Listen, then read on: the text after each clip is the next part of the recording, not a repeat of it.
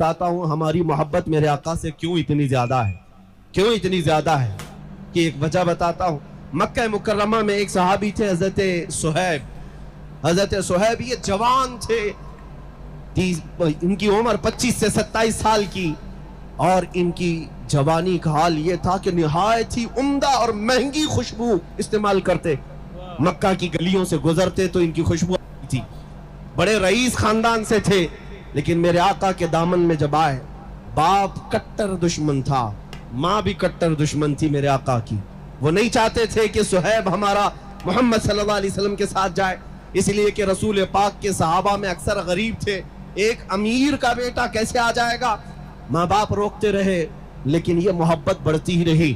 ایک بات یاد رکھیں، دیوانوں کا حال ہی یہ ہوتا ہے، جب جب انہیں حضور سے روکا جاتا ہے محبت میں اضافہ ہی ہوتا جاتا ہے۔ ہم نے دیکھا ہے محبت میں اضافہ ہی ہوتا جاتا ہے۔ اس صہیب کو ماں بھی روکتی رہی، باپ بھی روکتے رہے۔ وقت ایسا آیا کہ باپ نے دھمکی دی کہ اگر تو وہاں جانا نہ چھوڑے گا تو تیرے ساتھ میں بہت برا سلوک کروں گا۔ جب یہ ظلم سہتے سہتے صہیب نے دیکھا کہ میرے آقا ہجرت کر کے مدینے چلے گئے، مکہ میں نہیں تھے، تو حضرت صہیب نے کہا میں بھی اب مکہ چھوڑ کر کے ہجرت کر کے چلا جاؤں گا۔ باپ نے کہا اگر تو نے ایسی حرکت کی تو ساری جائیداد تیرے سے میں آگ کر دوں گا، تجھے ایک پھوٹی کوڑی بھی نہیں دی جائے گی۔ حضرت صہیب نے کہا جو لکھوانا ہے مجھ سے لکھوا لو، جائیداد تمہیں مبارک، مال و دولت تمہیں مبارک، میں مدینے کا مسافر مدینے چل کے رہوں گا۔ باپ نے کہا ساری چیزیں غرق کر لی گئی، جائیداد ختم، کچھ دینے کو تیار نہیں۔ صہیب تنہا صرف بدن پر جو کپڑے پہنے تھے نکل پڑے مدینے کے راستے پر۔ ابھی تھوڑی ہی دور گئے تھے، پیچھے سے ماں پکارتی ہے، کہتی ہے صہیب تجھے پتا ہے تیرے جسم پر جو کپڑے ہیں وہ ہماری کمائی کے ہیں، ہمارے پیسوں کے ہیں، ہمارے پیسوں کے کپڑے پہن کر کے تو محمد کے پاس جائے گا۔ حضرت صہیب واپس گھر آئے، ان کپڑوں کو بھی اتار دیا اور ٹاٹ کے کپڑے، گونی کا لباس اپنے جسم پر ڈال دیا اور کانٹوں سے بٹن بنا کر کے انہی ٹاٹ کے کپڑوں میں وہ مکہ سے ہجرت کر کے نکل پڑے۔ انہیں کوئی چیز روکنے والی نہیں تھی۔ صہیب جب اپنے گھر سے ہجرت کر کے نکلے، اتنے پر بھی بس نہیں ہوا، ان کے ظالم باپ نے پیسے دے کر کے مکہ کے بڑے بڑے گنڈوں کو بلایا اور کہا کہ میرا بیٹا مدینے کے راستے پر ہے، جہاں ملے گا خوب مارو، اتنا مارو کہ زخمی ہو کر واپس وہ ہمارے گھر آ جائے۔ پیسہ لے کر کے گنڈے آئے، بیچ راستے میں صہیب تنہا تھے، تنہا اس عاشق رسول کو گنڈوں نے گھیر لیا۔ کبھی کوئی ادھر سے نوچتا ہے، کبھی ادھر سے نوچتا ہے، مکے مارے جا رہے ہیں۔ وہ تنہا میرے آقا کا غلام مقابلہ تو کرتا رہا، لیکن اتنے مار کھایا کہ ناک پوری پھٹ گئی اور خون جاری ہوا، زخموں سے پورا چہرہ سوج گیا، گھٹنے پھوٹ گئے، جگہ جگہ زخم ہوئے، تھک ہار کر کے زمین پر لیٹ گئے۔ ان گنڈوں نے کہا چل واپس مکہ چلے جا، اسی میں تیری عافیت ہے۔ صہیب نے کہا اب تو ایک بار میں چھوڑ چکا، موت آئے گی تو میرے مصطفیٰ کی تلاش میں آئے گی، اس راستے میں ہی آنی ہے تو آ جائے۔ وہ بھی تھک ہار کر کے چلے گئے۔ اے میرے عزیزوں، اے دیوانگان عشق محمد، دنیا آج بھی تمہارے ساتھ یہ حشر کرنے کو تیار ہے۔ ان ظالموں کو بتا دینا موب لنچنگ تم کر کے کسی عاشق کے عشق کو کبھی نہیں چھین سکو گے، جتنے تم مارو گے انشاءاللہ اتنی ہی ہمارے عشق رسول میں اضافہ ہوگا۔ صہیب کو مار کر کے، توڑ کر کے، زخمی کر کے دیکھ لیا، واپس وہ مایوس ہو کر چلے آئے۔ جانتے ہو پورا دن زخموں کے حالت میں چور چور وہ وہیں پڑے رہے۔ دوسرے دن کچھ ہوش آیا تو پیدل سفر کر کے مدینے آ رہے ہیں۔ 9 دن کا سفر، 425 کلومیٹر کا سفر ہے مکہ سے مدینہ۔ یہ پیدل چلے آ رہے تھے میرے آقا کے اشتیاق میں، میرے آقا کی محبت میں۔ ادھر مدینہ طیبہ میں صحابہ کہتے مغرب کی اذان کا وقت تھا، میرے آقا صلی اللہ تعالیٰ علیہ وسلم مسجد سے باہر آئے اور قریب اپنی گردن اونچی کر کر کے بار بار اس طرف دیکھ رہے ہیں جو سفر کا راستہ تھا۔ صحابہ پوچھتے ہیں آقا کوئی قبیلہ آنے والا ہے، کوئی وفد آ رہا ہے، آج سے ملاقات کے لیے کوئی قبیلہ آنے والا ہے؟ میرے آقا نے فرمایا نہیں، میرا ایک دیوانہ، میرا ایک عاشق آنے والا ہے जो जख्मों से चूर है। लोगों ने उसका रास्ता रोका मगर उसे कोई ना रोक सका।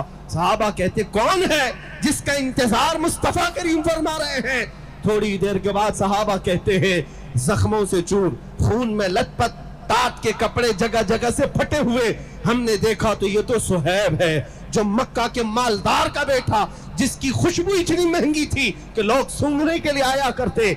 आज वो जख्मों से चूर मदीने में आ रहा है। मेरे आका बढ़ करके आगे चलते हैं। जैसे ही सुहैब करीब आए आका ने सीने से सीना लगा लिया, मुआनका किया और अपने बदन पर जो चादर थी वो निकाल करके सुहैब रूमी को पहनाया और कहा अल्लाह तेरा भला करे। हजरत सुहैब के जुमले सुनो। ऐ मेरे अजीजों, यही मेरे बयान करने का मकसद है। जिसको लोगों ने तोड़ा, माँ ने मारा होगा, बाप ने मारा होगा, गुंडों ने पीटा होगा, माल छीन लिया होगा, लेकिन जब वो थका हारा गुलाम मदीने पहुंचता है, मेरे आका के सीने से सीना लगता है, रसूल पाक चादर पहनाते हैं, तो देखो सहाबा कहते हैं सुहैब के चेहरे पर हमने खुशियों के आसार देखे। ऐसा लगता था कोई जख्म भी नहीं, कोई दर्द भी नहीं।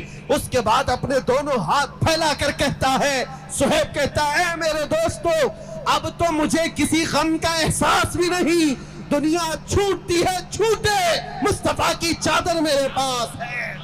नारे तकबीर, नारे रिसालत, सुभान अल्लाह सुभान। वो सुहैब है, जानते हो जिंदगी भर मदीने तैयबा में उसी चादर पर बसर करते रहे। और जब मौत का वक्त करीब आया वसीयत करके जाते हैं लोगों, मेरी ये चादर मुझसे जुदा ना करना, जब मुझे कफन देना तो इसी चादर में कफन देना।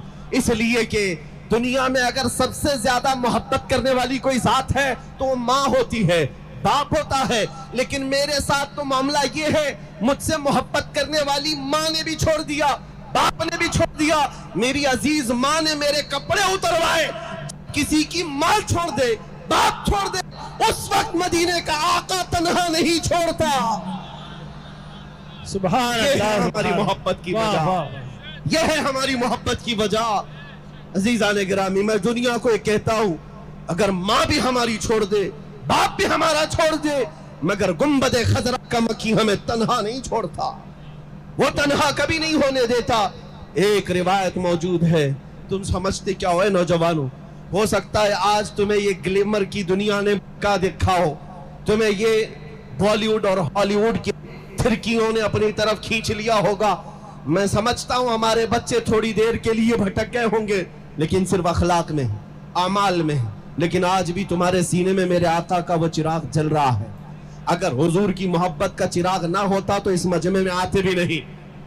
और मुझे पता है मुझे सुनने वाले होते कौन हैं, जाहिर सी बात है।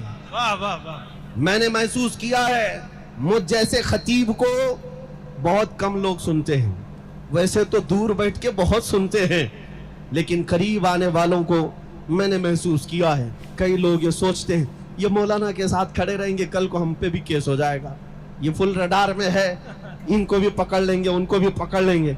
लेकिन अल्हम्दुलिल्लाह यहाँ जो बैठे हुए हैं, ये यहाँ जो आए हुए हैं, ये वो लोग हैं जिनको दुनिया डराती नहीं, या दुनिया डराए तो ये डरते नहीं, बल्कि ये वो लोग हैं जिनकी माओं ने दूध के साथ इश्क रसूल भी पिलाया। सुभान अल्लाह सुभान अल्लाह। आपके सीनों में वो इश्क की चिंगारी अभी मौजूद है, बस इसे शोला बनने की देर है, इस चिराग की लौ को थोड़ा सा और बुलंद होने की देर है।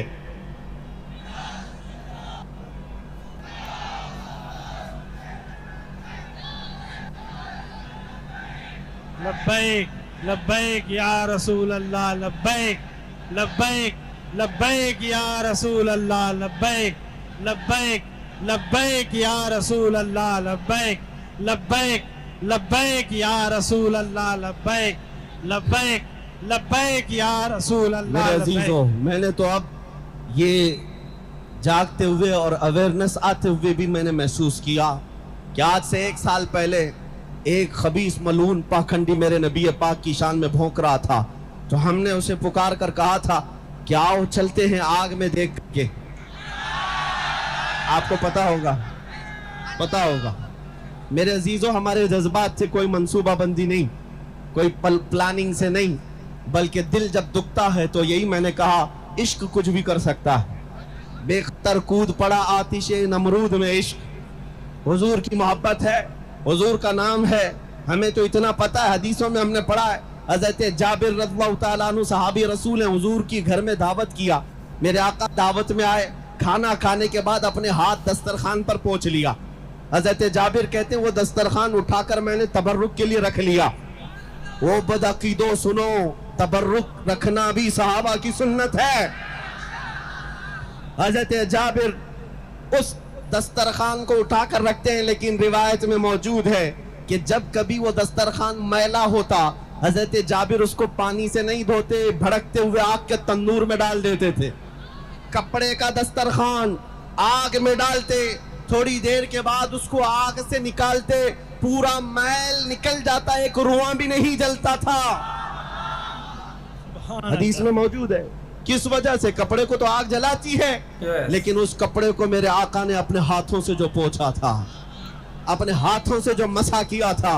हमने ये रिवायतें पढ़ी है, जब मेरे आका दस्तरखान को हाथ लगाएं वो कपड़ा नहीं जल सकता, तो उस नामे मुस्तफा पर उनका कोई गुलाम अगर चल जाए, मुझे इस बात का यकीन था, मुझे इस बात का यकीन था कि अगर आग पर भी हुक्म चलता है तो मेरे मुस्तफा की हुक्मरानी है। रब्बे जुल जलाल का हुक्म है, मेरे मुस्तफा की रजा के बाद ही वो हमारे लिए कुछ गजन पहुंचा सकती है। अजीजा ने गिरामी वकार, मैंने जो बात कही वो ये थी कि 1 साल से हमने ये भी देखा है हमारे बच्चों को जागते हुए। 1 साल पहले हमने पुकार कर कहा था, लेकिन उसके बाद मैंने महसूस किया, महीना गुजरा, 2 महीना गुजरे, हर जगह से आवाज आने लगी, बच्चे जवान बेदार नजर आने लगे। एक वाकया मेरी आंखें भिगो देता है, मैं आपके सामने वो तहदीस नेमत के लिए अर्ज करता हूँ।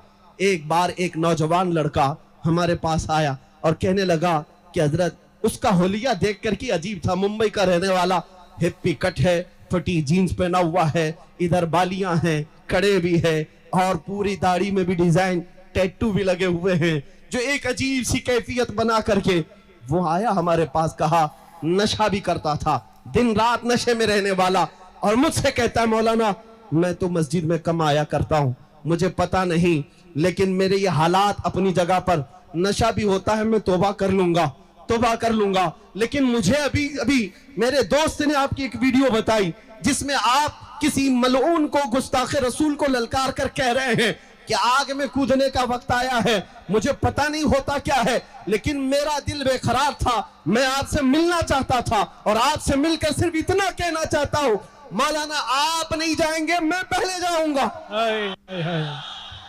मैं पहले जाऊंगा। होलिया देखो, कैफियत देखो, किस अंदाज में रहते हो।